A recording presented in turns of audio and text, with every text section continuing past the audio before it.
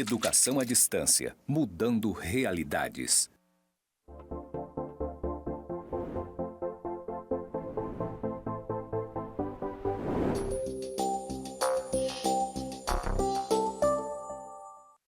Olá, tudo bem? Sou o professor Everton Luiz Cândido Luiz. Essa é a disciplina Administração Financeira Orçamentária.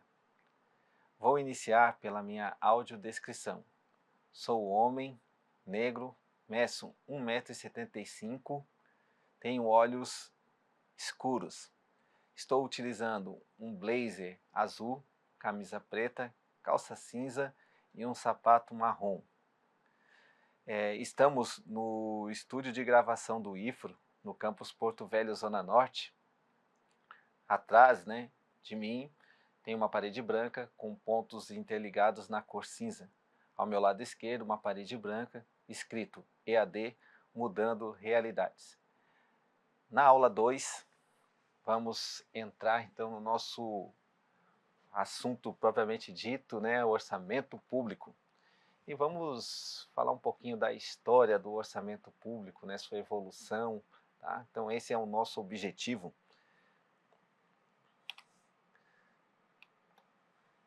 E eu começo pela definição de orçamento público. Acompanhem comigo aqui na tela. Ó.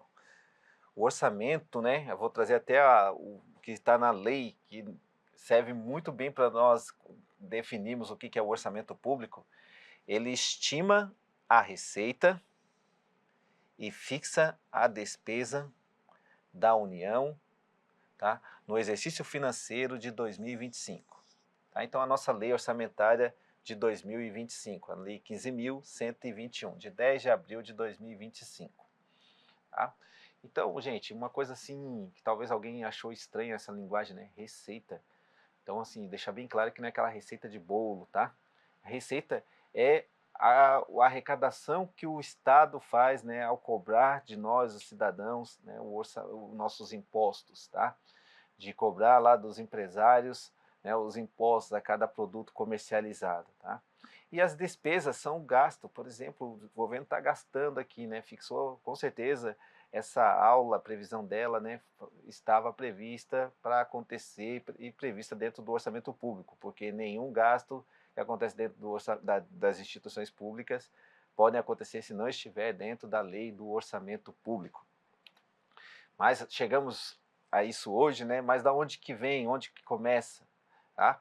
E aí eu apresento aqui essas bandeiras desses países, tá?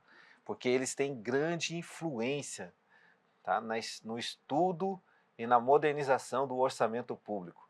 Primeiramente, o Reino Unido, tá? Então, o Reino Unido aqui eu vou simbolizar pela sigla deles, UK, que é Kingdom United, e os Estados Unidos da América, tá? Então vocês vão ver aqui que durante a evolução histórica do orçamento público, embora outros países apareçam também com contribuições importantes, como a França, tá? O Brasil também tem a sua contribuição para a evolução do orçamento público, nós vamos ver isso já na unidade 3, tá? Mas os países que realmente são assim, considerados grandes reformadores, inovadores dentro da matéria do orçamento público, é o Reino Unido e os Estados Unidos. Então, assim rezava o artigo 12 da famosa Carta Magna, outorgada em 1217 pelo rei João Sem Terra.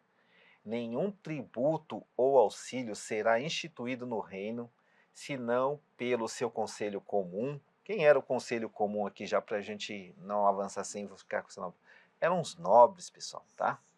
Conselho comum são os nobres.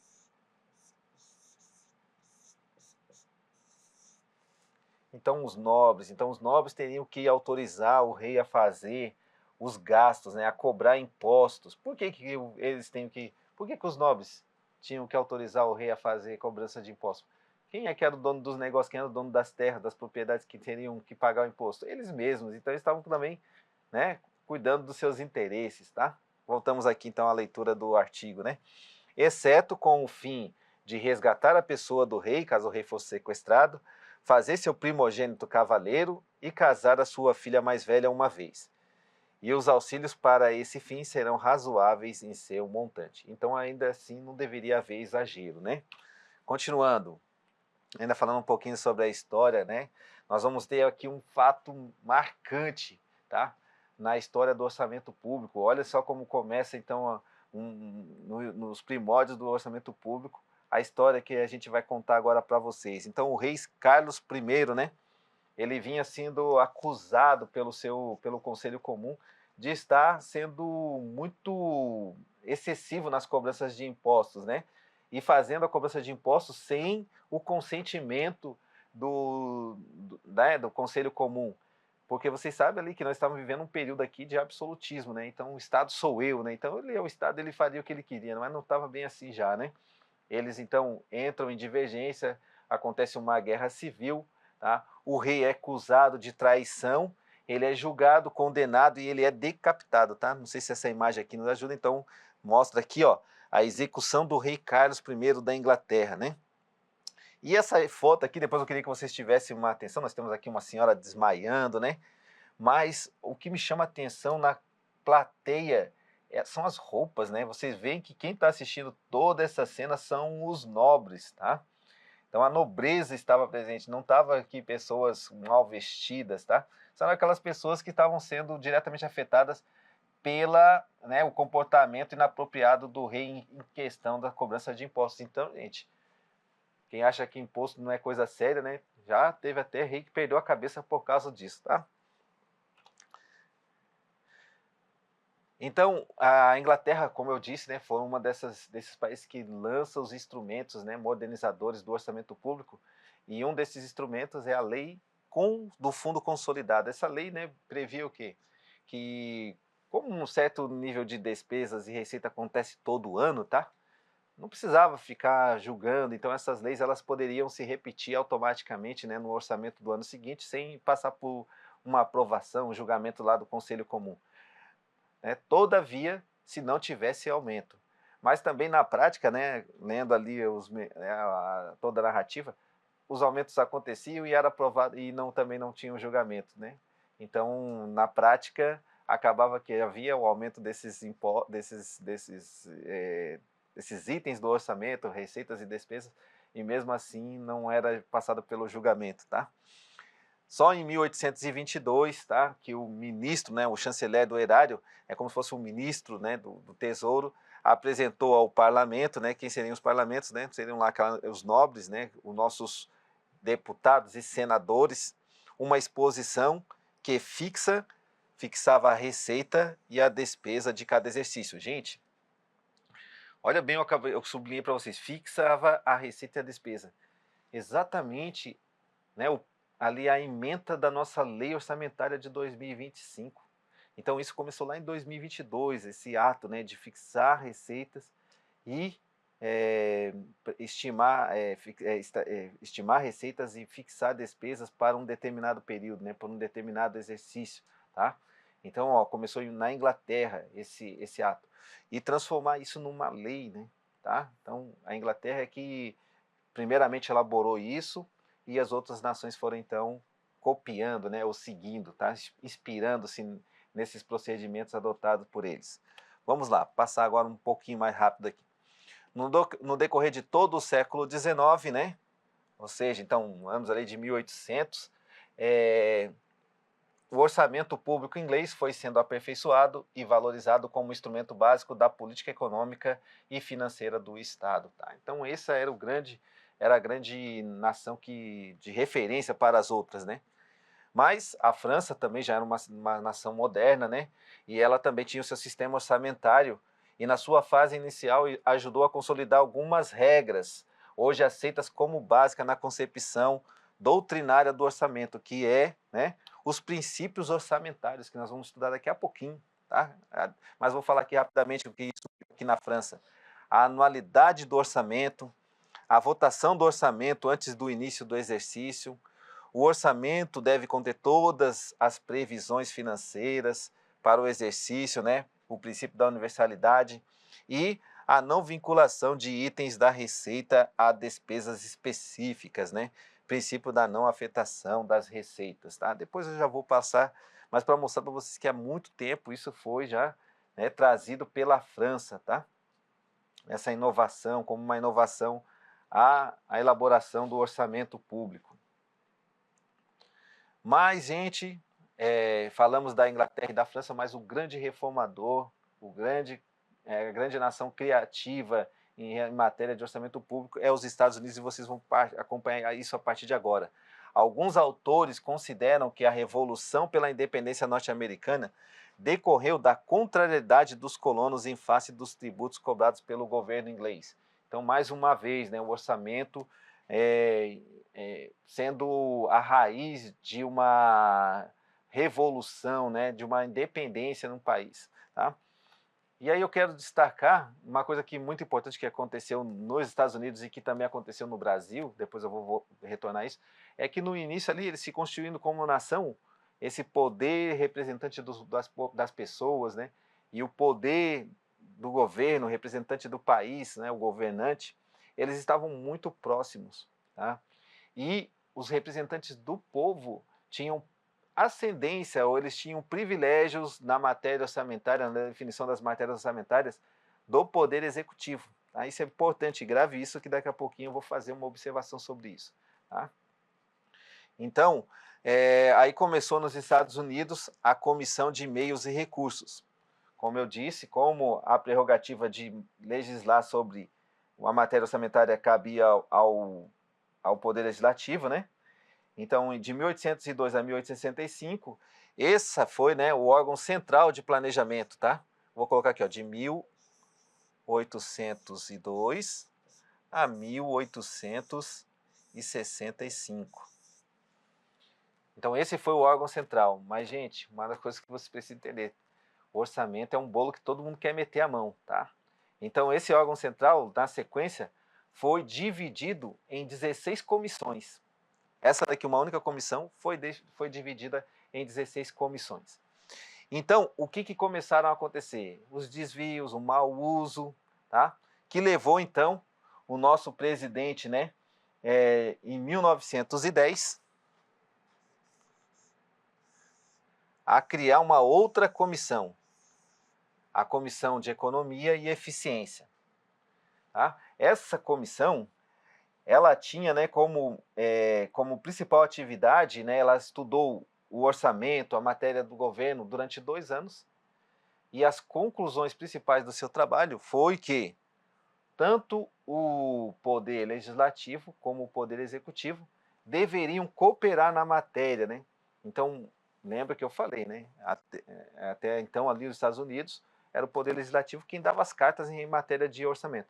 Mas essa comissão, né, designada pelo presidente, então, porque o país estava começando a apresentar problemas econômicos pelo modo como vinha, então o executivo assume a responsabilidade de tentar organizar, e ele então estabelece uma comissão, e essa comissão, né, surpreendentemente, estabelece que o papel deveria ser dividido entre o Poder Executivo e o Poder Legislativo, não o Poder Legislativo mandar quase que sozinho em matéria de orçamento. Vamos falar então um pouquinho mais agora da próxima lei que surgiu, né? Em 1919, surge então a Lei do Orçamento e Contabilidade. Tá? Em 1919. Então essa lei, ela vai dizer que o Executivo, né, elabora a lei, tá? E o Poder Legislativo, ele aprova. Tá? Então essa foi a inovação. E o que foi decidido aqui nessa data, gente, é o que é praticado até hoje. Tá? Então o Poder Executivo elabora a lei orçamentária e o Poder Legislativo é quem avalia e aprova. Tá? Então, um procedimento criado então dentro dos Estados Unidos e que está valendo na nossa lei orçamentária hoje, né? Como estava escrito lá, o presidente da República, né, apresenta, o Congresso aprova e eu sanciono, tá? Tá assim aquela lei. Então, uma prática que vem aqui desde 1919, que começou nos Estados Unidos.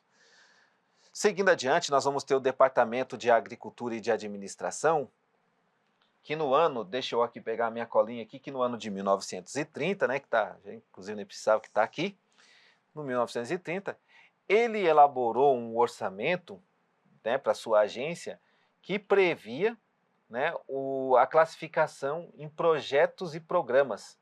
Tá? E isso foi revolucionário. Tá? Ele começa, então, aqui em 1930, gente, uma coisa importante acontece que é praticada até hoje, que é uma aproximação do orçamento com o planejamento, aquilo que a gente conhece por planejamento estratégico, né? É nesse departamento, nesse desenho aqui, né, nesse processo que eles realizaram em 1930, na elaboração desse orçamento, que surge esse novo procedimento de fazer com que o orçamento também tenha elementos do planejamento do órgão, né? Não apenas uma matéria contábil ali, apresentando apenas um tipo de objeto que teria que ser comprado e o valor para aquilo, né? Mas assim, o que seria feito também com esse objeto, né? O que o órgão pretende alcançar as metas, tá? Isso que a gente já vê no planejamento, depois nós vamos falar um pouquinho mais sobre o assunto, tá? Outra iniciativa muito importante que acontece dentro dos Estados Unidos é a Comissão Hoover, né? Que acrescentou as classificações baseadas também em funções, atividades e projetos. Que quando eu estiver aqui apresentando o nosso orçamento programa, vocês vão ver que é exatamente os mesmos itens que foram criados aqui nos Estados Unidos em 1949. Se inspirando inclusive, né, no planejamento desenvolvido pelo departamento aqui do Tennessee. Tá? Eles não começaram do zero, não. Eles pegam o que o departamento já tinha desenvolvido e também acrescentam outros elementos, que são as funções, as atividades, né, e os projetos, que nós vamos explicar isso em maiores detalhes para vocês, tá? Na unidade 3, quando nós falaremos então das técnicas orçamentárias. Outra iniciativa muito importante realizada pelos Estados Unidos é o Sistema de Planejamento, Programação e Orçamento, em 1965. Em 1965, eu quero salientar para você que a grande referência desse tipo de do sistema que eles colocaram de elaboração do orçamento é a integração do planejamento com o orçamento. Mas nesse momento aqui, o planejamento não era uma ferramenta pouco conhecida como lá em 1930, quando o departamento lá de agricultura teve a ideia de juntar. O planejamento já era uma ferramenta conhecida e altamente valorizada, né? Divulgada aí nas instituições tanto pública quanto privada. Então, era aquilo, todo mundo que queria ser moderno, tem que adotar o planejamento estratégico, né? E aí, o que eles fizeram foi integrar isso de uma maneira bem mais elaborada, tá? De maneira mais evidente. Porém, em 1970, vou até escrever aqui, os Estados Unidos está lá com a sua guerra, né, do Vietnã, e o país passa por grandes dificuldades econômicas, e o seu presidente considera que não é muito importante que o país faça planejamento se tem pouco dinheiro, né? Que para ele, então, era o mais importante trabalhar com o que a gente tem. Então, a técnica do orçamento base zero, ou OBZ, né, como a gente chama, tem essa característica de, a cada ano, ver o que o orçamento precisa, né? Então, o orçamento começa do zero, tá? Então, essa técnica, ela é considerada hoje, né, muito dispendiosa e trabalhosa, assim, porque tem muitas ações que já se repetem, né? Tá? Então, o orçamento base zero não é uma técnica utilizada no Brasil, tá? Mas ela existe. E ela foi elaborada com o auxílio, né, com a assessoria de uma empresa Tex Instruments, tá? Então, é uma técnica que foi utilizada inicialmente para iniciativa privada. O presidente, que quando o governador do estado teve conhecimento dessa técnica e adotou esse procedimento para a elaboração do seu orçamento. Tá? Como uma forma de reexaminar todas as receitas e despesas a cada ano, certo? Essa técnica não se mostrou muito eficiente, tá? Mas foi utilizada pelos Estados Unidos. Avançando aqui na nossa evolução orçamentária, nós temos então a Lei de Orçamento e Retenção de Recursos do Congresso, né? Então, lembre-se que depois de 1920, o poder legislativo, o poder executivo, ele começa a ter mais influência no orçamento até mesmo do que o Congresso. E aqui nessa lei, o Congresso consegue então retomar, né, os seus privilégios em matéria de orçamento e vai fazer cobranças, né, para que ele possa novamente ter maior papel e importância dentro da elaboração do orçamento público, tá? Então, pessoal, na Lei de Desempenho e Resultados do Governo, em 1993, os itens do planejamento passam a constituir, né, a obrigatoriedade de estarem presentes dentro do orçamento, tá? Por exemplo, começaram a ter essa lei estabeleceu como requisitos ao orçamento estabelecimento de metas estratégicas, medir o desempenho, monitorar e reportar o progresso desses objetivos. As agências passaram a ter responsabilidade de executar os planejamentos e também prepará-los, né? E reportar anualmente o desempenho que tinha alcançado. Então, em matéria de orçamento, os Estados Unidos é o maior reformador do orçamento. E uma coisa que é importante, que as técnicas, elas não, cada técnica que foi surgindo, ela não zera e surge totalmente nova. Algum elemento do conhecimento anterior permaneceu, né, e acrescido de novos elementos, tá? E a gente viu aqui também que algumas técnicas que eram muito promissoras, mas as pessoas no momento não estavam preparadas, né, como o PPBS, né, ele era uma técnica considerada revolucionária, muito estudada pela academia, mas os legisladores da época não tinham o conhecimento necessário para adotá-los, e a gente vê essa técnica sendo utilizada atualmente, tá? Então, às vezes, uma técnica que está desenvolvida, foi criada, sugerida, mas vai ser implementada muitos anos depois. Vamos falar agora um pouquinho, então, do Brasil, né? Então, o interesse dos gastos públicos no Brasil, ele surge ali com a prosperidade da colônia, né? Começam a surgir grupos de pessoas que tinham interesse, né, na matéria, principalmente, né, donos de propriedades rurais, militares, membros da igreja, né? E também começava a chegar no Brasil aqueles filhos dessas pessoas que iam para fora do país e se formar, vinham, né, formados então como intelectuais em áreas de estudo, conheciam outras realidades mais modernas da Europa, como atividades mais democráticas do Estado, e começaram então a questionar o tratamento que recebiam da colônia, né? E aí começam então os movimentos de libertação, né? Então a Confidência Mineira é uma dessas que tem relação com o orçamento, pois as pessoas queriam, né, reivindicavam, essas pessoas que eu falei para vocês, reivindicavam que as riquezas produzidas aqui no Brasil ficassem na colônia, não fosse toda levada para a metrópole, né? E o que principalmente desencadeou a Inconfidência Mineira foi o instituto, né, da cobrança de um imposto chamado derrama, né? O que era a derrama? Todos os que produziam ouro precisavam entregar uma quantidade, quando não conseguiam produzir aquela quantidade, ficavam com uma dívida, né? E o governo, então, né, de Portugal começou a cobrar esses atrasos do ouro que não estavam sendo entregues. Então, essa população, né, essas pessoas se revoltaram, né? E com a suspensão da derrama, o movimento também acabou-se, tá? Então, só para fazer uma relação da Inconfidência Mineira com o orçamento público nos gastos públicos.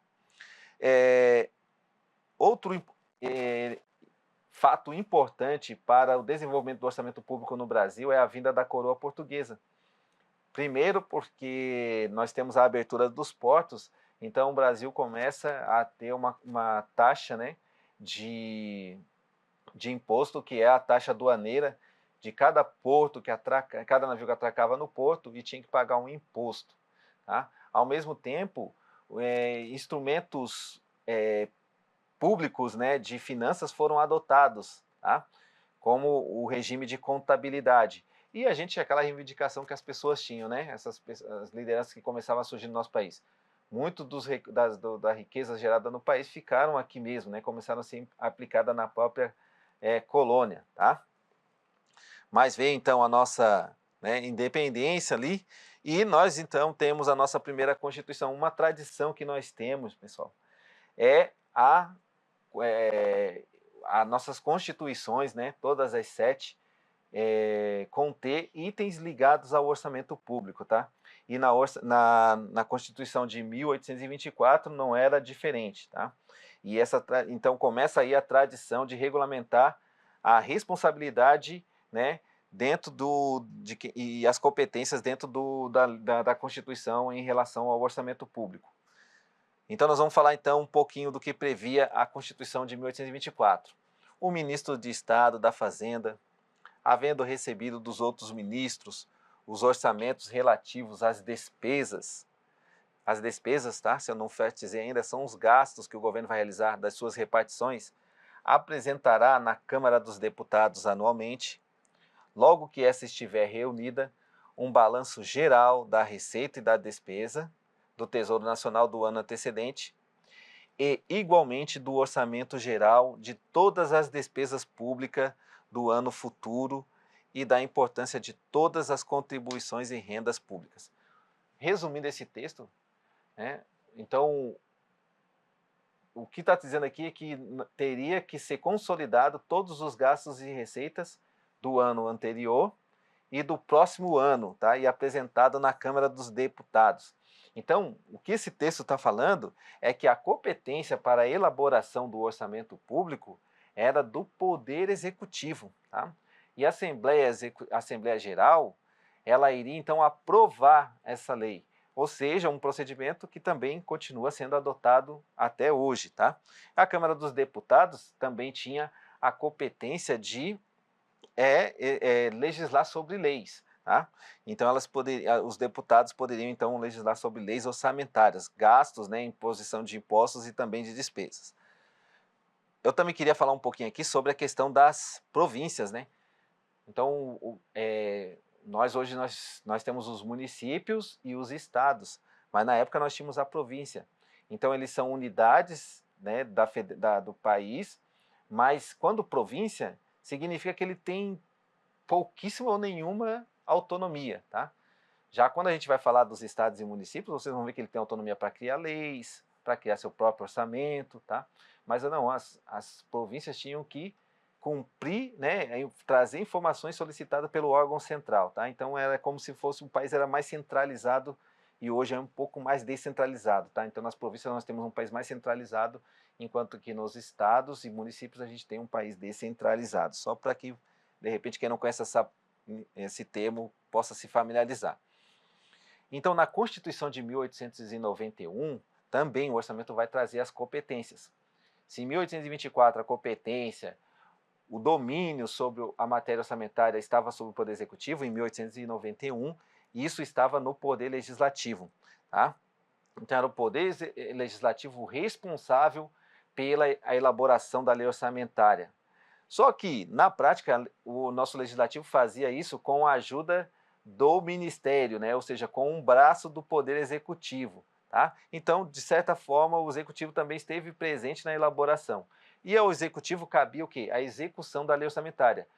Lembra que eu falei para vocês, o país aqui ele vai se transformar, então, independente, ele vai virar uma república, né? Não tem, e eles, então, nesse país independente, vai começar, então, governo, poder executivo e legislativo estarem juntos, mas, assim como nos Estados Unidos, o poder legislativo, né, é que tem o domínio.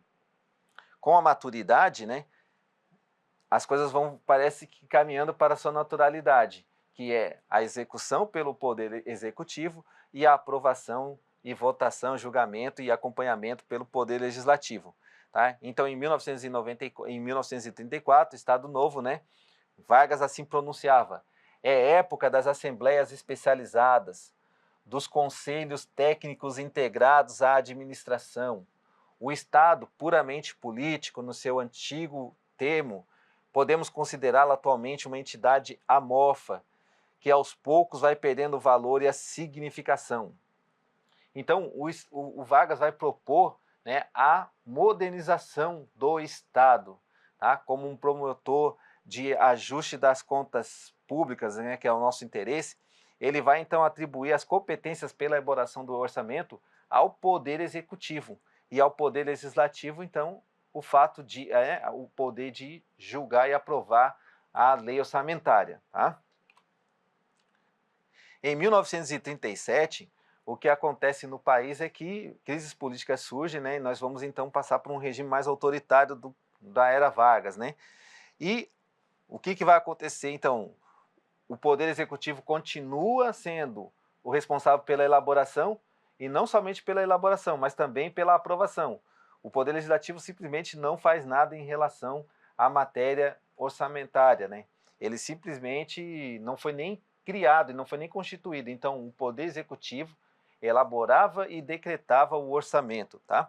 E para tratar da disciplina de orçamento público no seu governo, Vargas vai criar, então, o Departamento Administrativo do Serviço Público, que era um órgão central de planejamento da lei orçamentária. Tá?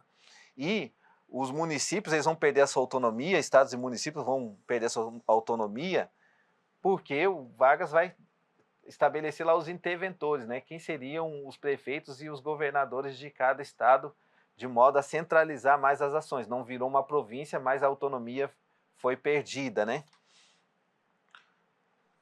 E aí, dentro desse fato, né, um autor chamado Arísio Viana, ele vai classificar os orçamentos de acordo com essas competências. Né? Então, no caso da Constituição de 1937, esse período autoritário do Vargas, o orçamento ele é classificado como um orçamento executivo, né? Em que o orçamento executivo, o Poder Executivo, ele tem a responsabilidade total sobre o orçamento, né? E o outro poder fica totalmente desconsiderado. Constituição de 1946, tá? Nós temos, então, a redemocratização do país, e nós voltamos então a ter, né, o Executivo e o Legislativo cooperando na matéria orçamentária. Nesse caso, a classificação de Arísio Viana, né, fica como um orçamento misto, ou seja, um dos poderes elabora, o outro aprova e fiscaliza, né, a execução orçamentária. 1967, durante o período da ditadura militar, o Executivo, obviamente, era responsável pela elaboração, tá? Mas o Legislativo, ele também ele estava constituído, tinha poder de aprovar, vetar e de também fazer, né, inserir elementos dentro da lei orçamentária. Isso teoricamente, porque na prática isso não acontecia. Os mecanismos, né, colocados dificultavam essa ação legislativa. Então, a gente vê aqui uma competência totalmente centralizada, né, praticamente centralizada no Executivo, e ao Legislativo cabia obedecer e atender, né, a ordem do Executivo. Né? Nós estamos falando aqui num período da ditadura militar. Passando agora para um pouquinho do outro assunto, né, gente, ainda que dentro dessa introdução ao orçamento, nós vamos falar um pouquinho sobre os princípios orçamentários. O que são os princípios orçamentários, né? Os princípios orçamentários são aquelas regras básicas, tá? Que uma lei orçamentária, né, um orçamento público deve seguir. Cada entidade tem que cumprir, né, na elaboração da sua lei orçamentária, tá? Com qual objetivo? Trazer racionalidade, eficiência no sentido, né, de que fazer o orçamento ser o mais econômico possível, também garantir transparência na gestão do orçamento público. E quem é que tem que seguir esses princípios orçamentários? Só o presidente da República? Aqui está dizendo que não, né? Na União, tá, onde é o presidente da República, também o Estado, os municípios e o nosso Distrito Federal. Então, todos os entes federados têm que seguir os princípios orçamentários do orçamento, né? E o fundamento, onde é que está? Isso está previsto tanto na Constituição como na Lei Complementar, né, 101 de 2000, que é a nossa Lei de Responsabilidade Fiscal, e também na doutrina, nas práticas, né, da execução do orçamento, como a gente falou aqui, falando da história, desde a França, né, ainda no século XVII, esses princípios já estavam aí colocados. Tá? Então vamos agora falar um pouquinho de cada um deles, tá? Eu quero só trazer aqui um destaque, né, para nossa aula não alongar, de que esses que eu estou passando aqui, princípios, são exemplificativos. São alguns, né, os mais salientes, os mais importantes que eu, até na minha consideração também, mas né, os que são mais visíveis, tá? Lá no conteúdo nós teremos outros princípios para você ler, tá? Não deixa de fazer a leitura não. Então, o princípio da unidade ou totalidade. Então, cada ente federativo deve elaborar um único orçamento, né? Ou seja, a lei orçamentária anual. Vamos pensar aqui, né? O MEC. O MEC tem uma unidade subordinada o Instituto Federal de Rondônia, o Instituto Federal do Acre, tá?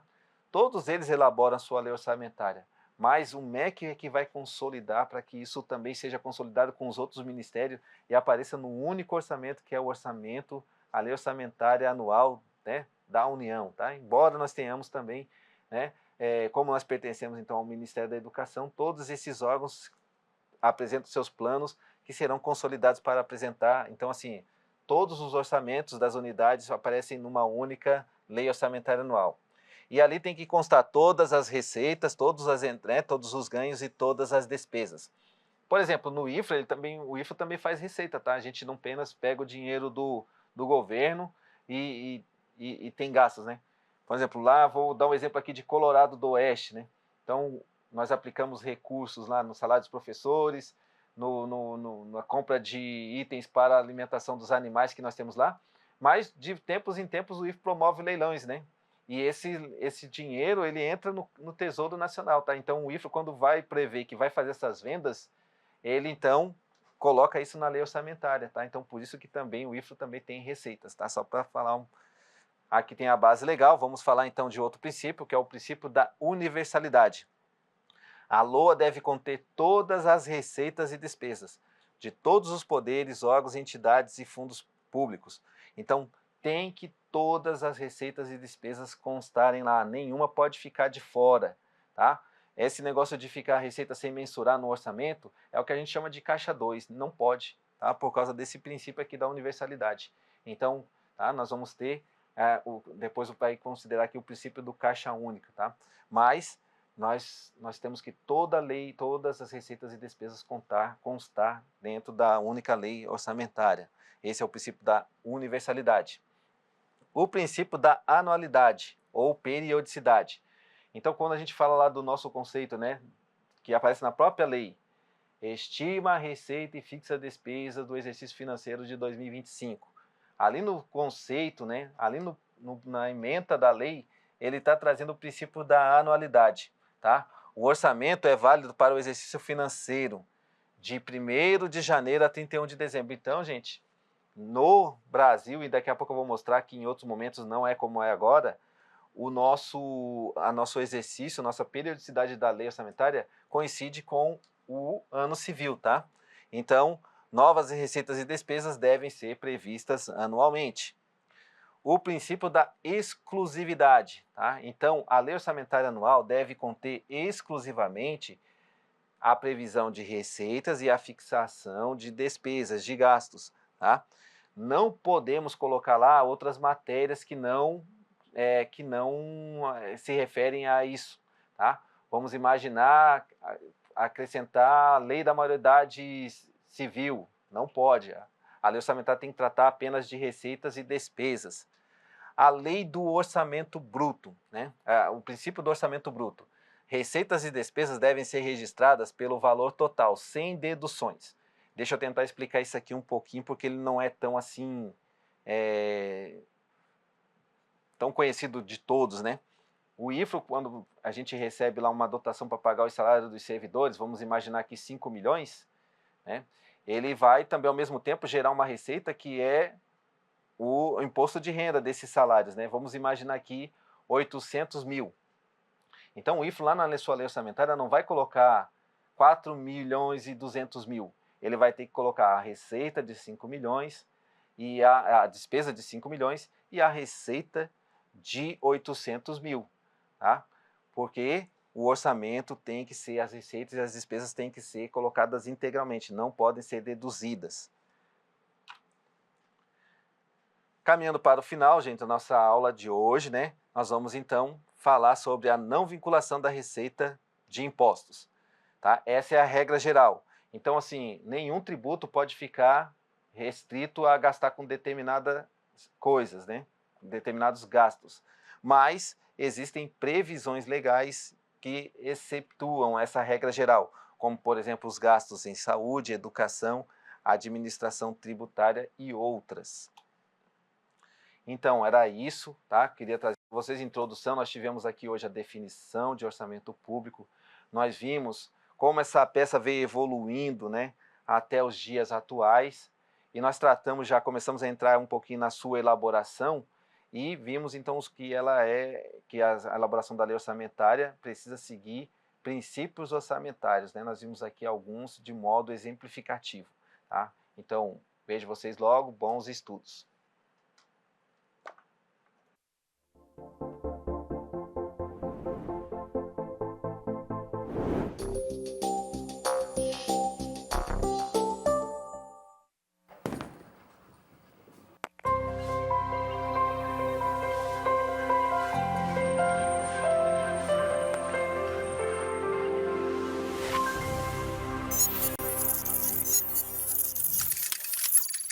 Educação à distância, mudando realidades.